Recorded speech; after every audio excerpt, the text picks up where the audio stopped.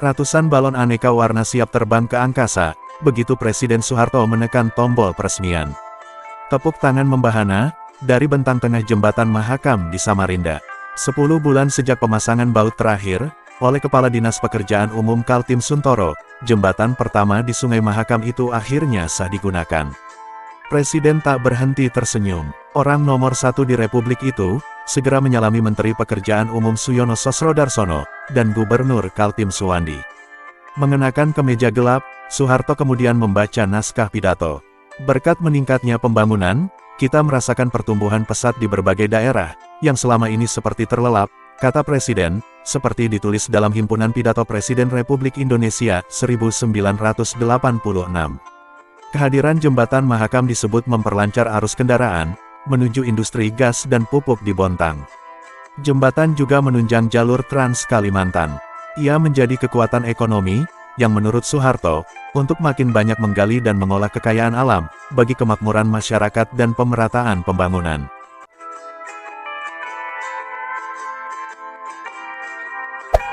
Hey there. Subscribe to my channel. And also press this bell icon. Gubernur Eri Supardjan adalah penggagas pertama pembangunan jembatan Mahakam. Pada masa pemerintahannya, lokasi pembangunan sudah ditentukan.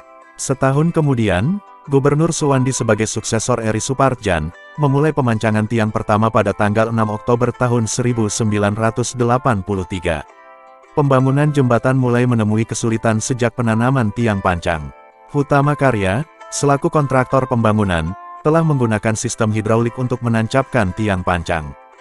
Dasar sungai begitu dalam, dan struktur tanah yang berbeda dengan di darat. Tantangan kedua yakni bentang jembatan. Dari 6 bentang, terpanjang adalah 100 meter. Ketika jembatan dibangun 36 tahun lalu, jembatan berbentang sedemikian panjang masih langka di Indonesia. Hambatan terakhir tentu saja dana. Jembatan Mahakam dibangun ketika ekonomi Indonesia sedang lesu, seiring turunnya harga minyak dunia. Soeharto menyebut, jembatan dibangun dengan pembiayaan gotong royong.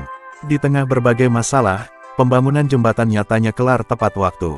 Prestasi itu membuat Presiden memaklumi biaya pembangunan yang menembus 7,2 miliar, atau lebih tinggi dari biaya jembatan pada umumnya. Jika disesuaikan dengan kurs 2019, biaya pembangunan jembatan Mahakam sekitar 57,6 miliar. Sebagai catatan, nilai $1 Amerika Serikat pada 1986 adalah Rp1.641.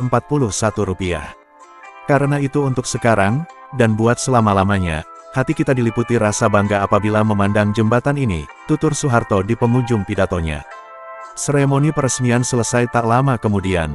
Setelah Presiden meninggalkan lokasi acara, ratusan warga Samarinda yang menonton dari kejauhan, berbondong-bondong menuju jembatan.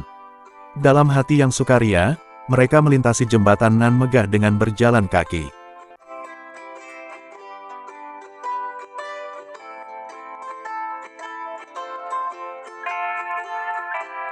Jembatan Mahakam memiliki panjang keseluruhan 400 meter.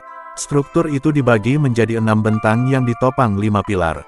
Bentang paling panjang, yakni 100 meter, berdiri di pilar ketiga dan keempat, dihitung dari sisi Samarinda Kota. 5 bentang yang lain, 2 di sisi Samarinda seberang dan 3 di sebelah Samarinda Kota, masing-masing sepanjang 60 meter. Konstruksi jembatan adalah rangka baja, dengan sistem Hollandia Klos dari Belanda.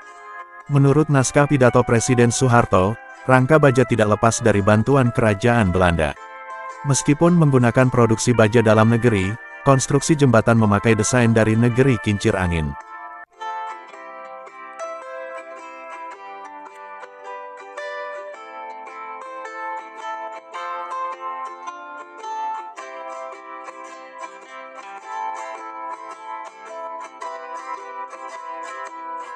Hollandia Klos adalah konstruksi ketiga terbanyak, yang dipakai jembatan-jembatan di Indonesia saat itu. Sekitar 11% jembatan memakai metode tersebut karena fitur uniknya. Konstruksi ini punya kelebihan dalam kekuatan topang bentang yang lebih panjang, hingga 105 meter. Kemampuannya 175% lebih panjang dibanding jembatan rangka baja jenis yang lain.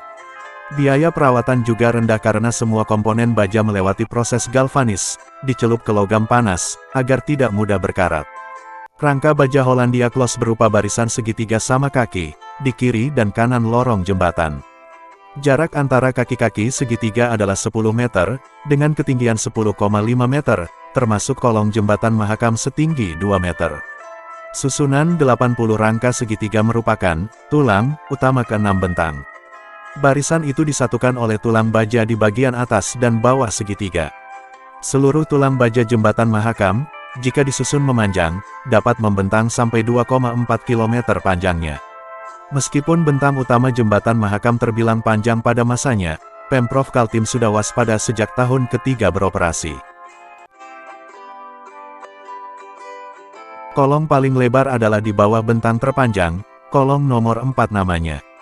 Lorong itu memiliki jarak antar pilar 80 meter, dengan tinggi bebas dari permukaan air 10 meter. Adapun kelima kolong yang lain, lebarnya hanya 40 meter. Kolong nomor 4 sangat istimewa, karena khusus disediakan untuk ponton dan kapal dengan panjang maksimal 100 meter dan lebar 25 meter. Selain kapal besar, termasuk rakit pengangkut kayu bulat, tidak ada yang diizinkan melewati kolong nomor 4. Bulan berganti tahun, jalur pelayaran di bawah jembatan Mahakam makin padat. Kolong nomor 4 kian sesak. Wai Fah Chen dan Lian Duan, penyusun Bridge Engineering Handbook, menilai bahwa lebar kolong 80 meter terlalu berisiko bagi lintasan ponton selebar 25 meter.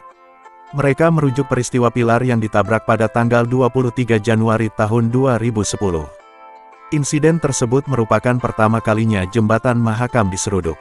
9 tahun berselang, jembatan Mahakam tercatat telah 6 kali ditabrak kapal tugboat, penarik tongkang bermuatan batu bara.